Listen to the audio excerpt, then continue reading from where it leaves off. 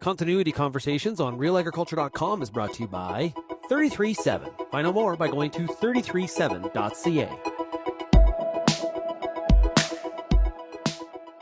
Welcome to another episode. It's actually the final episode of Continuity Conversations, and I'm joined by 337 CEO Derryn Shrosbree. Derryn, how are we doing? Good, thanks. Shaun, how are you? I'm doing great. Okay, Thanks. so today we're kind of, as you've been following along in the steps, everybody, you've probably noticed that these aren't steps in isolation. These are steps that all very much connect to each other. You can see if you don't do things at the front end, for example, know the value of your farm, you're kind of shooting in the dark, so to speak. You're flying blindly. You're going to get to step 5 and 6 and trying to put up whole life insurance and trying to set up the estate and off farm, on farm kids. You realize you're working with the wrong numbers, which can be just a disaster at the end of the day. So if you've missed any of these steps, encourage you to go back and listen to them in order would probably be best. So step 7. This is ask yourself the question, does 12 work-free harvests sound good to you? So the idea here is the city harvest. Derryn, curious, what exactly are you talking about? Right, the city harvest. Well, being a farmer myself, I do like harvest. My favorite time. A lot of people like seeding, but harvest gets a lot of the attention. So the city harvest is what I like to think of as, how do we get paid as farmers? Well, we get paid when we do a successful year and we have the crop and the harvest comes in, grain's in the bin, we sell the grain, happy days. So we do that generally once or twice a year. If you're cutting hay or whatever, it's a couple more, et cetera, et cetera. Quota's a little different, but that's how we get paid. We get paid on production. We get paid to produce things, right? Produce generally food that other people eat. So that's how we get paid. That's our harvest, right? There is a way to use the city for harvesting as well. And I like the use of the word macabre because you used that last session. This might sound macabre, but how do we harvest the city? And you're not talking urban farming here. No, no, I'm using the farming metaphor, but there's no farming involved. I'm using the metaphor because how would you farm a city? How would you make money from it? I think you know. I just figured it. I actually just sort of figured out what you're talking about here. And this is a big gap for a lot of people where I think I have figured it out. All of the farmers' wealth is inside that farming operation. And when all of that wealth is inside the farming operation, that farm is laid with the sole responsibility of trying to take care of the family in the longer run. And it's been a natural strategy to just reinvest. But what if we created some wealth outside of the farming operation? And I think you're talking about real estate. Yeah, I am. For sure I am. And it's timely because our friend down south, he likes to wake up in the morning and create chaos. There's a lot of farmers that I chat to that this tariff thing has not been good, right? Who knows what's going to happen with protectionism, tariffs, I like Fortress North America, all that kind of stuff. There's a lot of interesting things going on. But would it be prudent as a businessman, because farmers are businessmen, business people, would it be prudent to have the option of diversifying your asset base? Right? Diversification is good, a little bit, right? So you hit the nail on the head. It is real estate and it's in urban areas, but it's very specific. And it is very specific. It's not just go out and buy real estate. So what we can do is we can diversify the asset class of the farm, right? This also leads to, once again, if you go back a step to step 6, continuity planning for on-farm versus off-farm children, right? Yep. So what if we could create an asset class that is funded by the farm, that creates an asset class off-farm that we can then couple with a bit of life insurance, a bit of the off-farm asset, and the off-farm kids get that asset. Now, you mentioned last time the boy or the girl that gets the farm, they have an ongoing revenue stream. But the off-farm kids, you die, they get $1 million and it's over. But how about if we solve that? How about if they got paid every month, once a month, every month in perpetuity? And what is that called? That's called Well, cash flow. rent.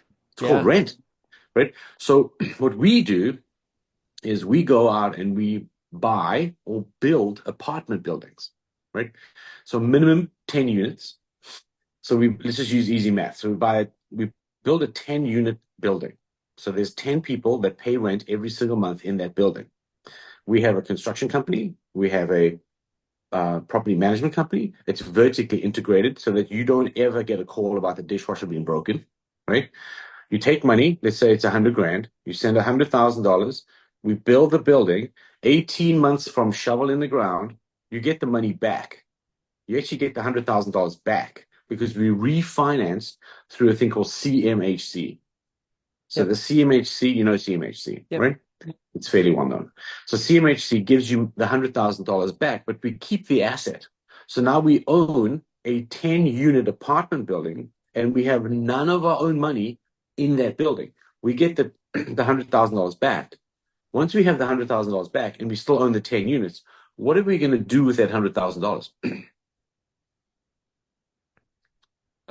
We're gonna use it To as buy another income. one. Yeah. Yeah, we can use this income, or we can just buy another building.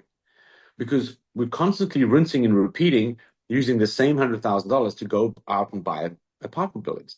So if you like to buy an apartment building within 2 years, it's 18 months, you get the money back, you now have an apartment building. We do it again and again and again. So in 10 years, you can own 5 apartment buildings. That's 50 doors. So 10 units per easy math, right? That's 50 doors. That's 50 humans giving you rent every single month. As an off-farm child, you should be very happy with that because you're getting money every single month for the rest of your life. That could be more That's kind consistent of in the farming. way more consistent than farming.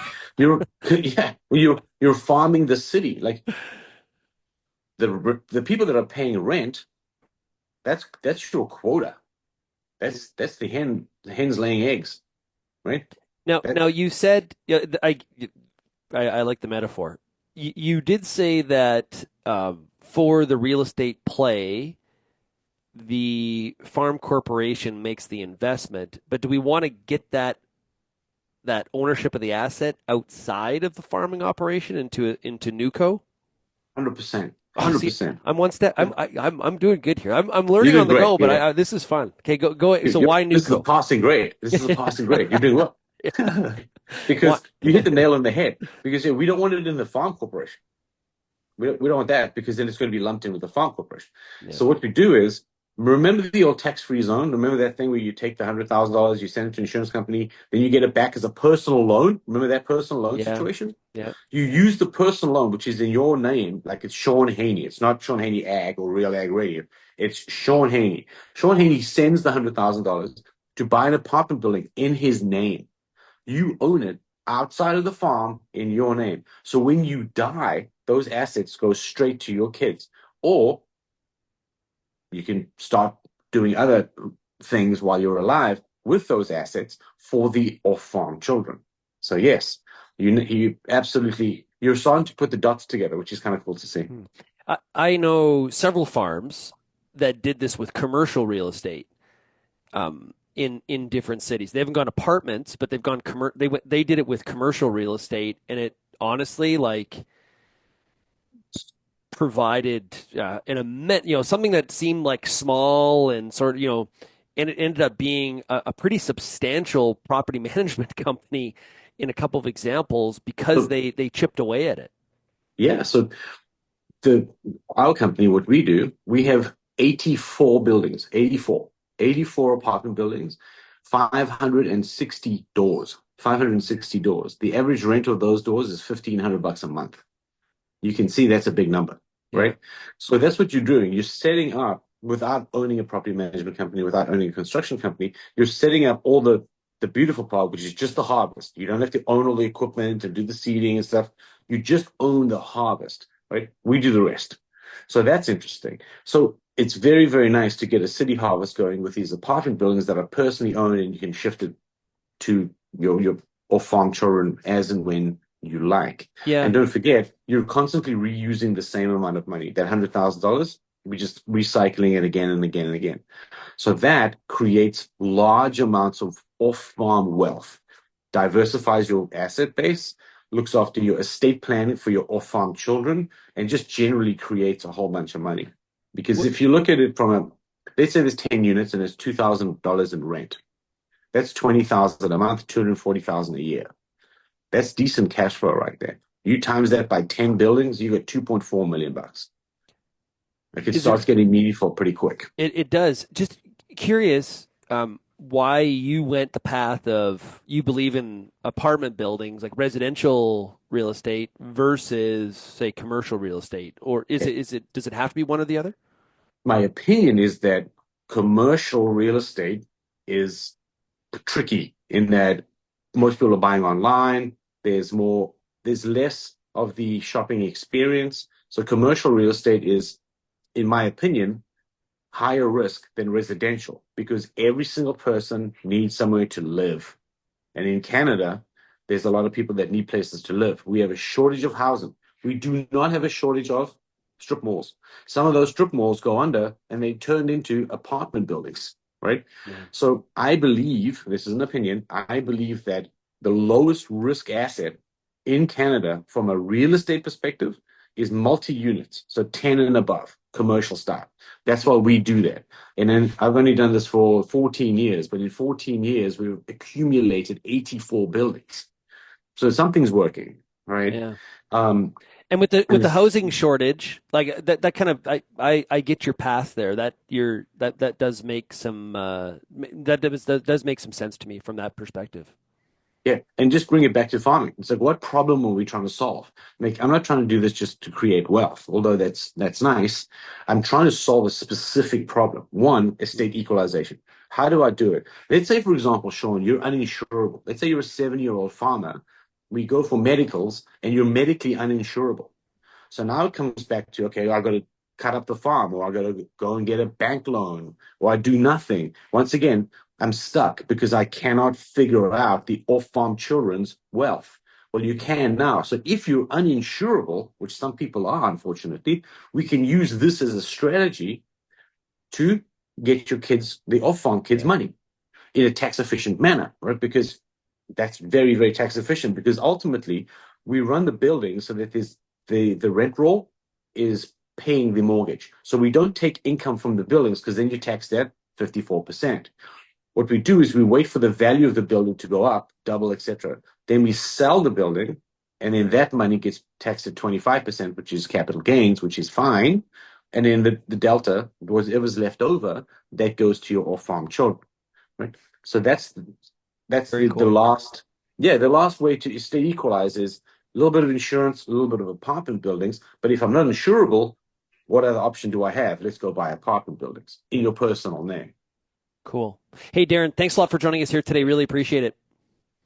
It's my absolute pleasure, Shaun. Always a pleasure. Thanks, mate. Take care.